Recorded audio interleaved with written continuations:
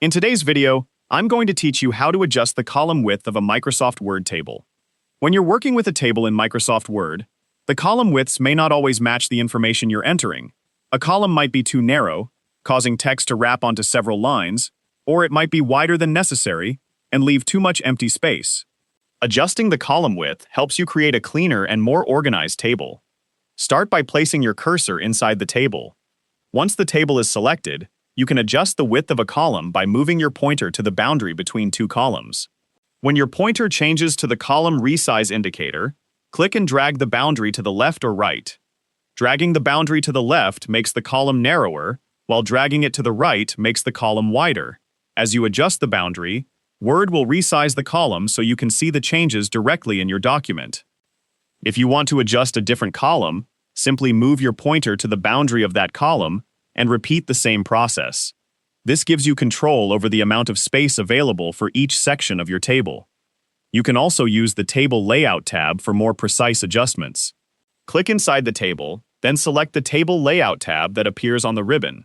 Look for the Cell Size section, where you can adjust the width of the selected column. This method is useful when you want your columns to have a specific width instead of adjusting them manually with the mouse. Select the column you want to change, then enter the desired width in the appropriate field. If your table contains several columns and you want them to have equal widths, you can use the Distribute Columns option in the Table Layout tab. Word will automatically adjust the selected columns so they are evenly sized.